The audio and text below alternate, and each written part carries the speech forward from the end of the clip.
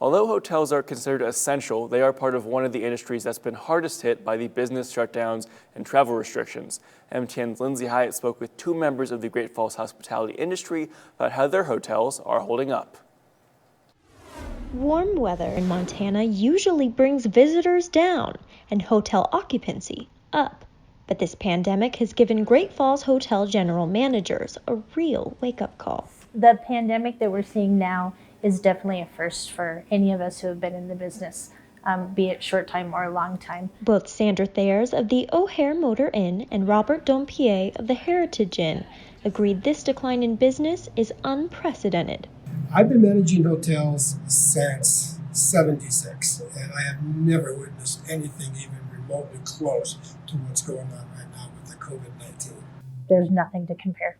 That's because what is usually a booming time for bookings has actually been a bust. Most of the hotels are lucky if they're running anywhere from 5 to 15% occupancy right now, where typically this time of year we'd all be running 65 to 75%. Because while hotels remain open, borders remain closed. The Canadian border is closed for another 30 days, which is going to impact who we see, through this phase 1 and phase 2 time.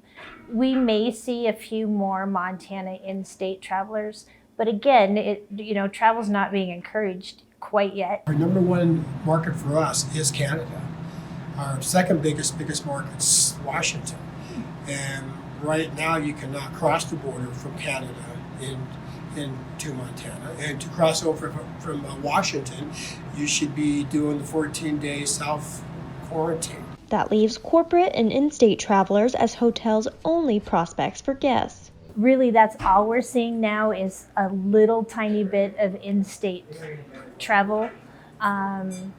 We are not seeing hardly any travel at all. With little to no travel and no definitive end in sight, what are hotels to do? That's probably the multi-million-dollar question. It really is playing it by ear at this point.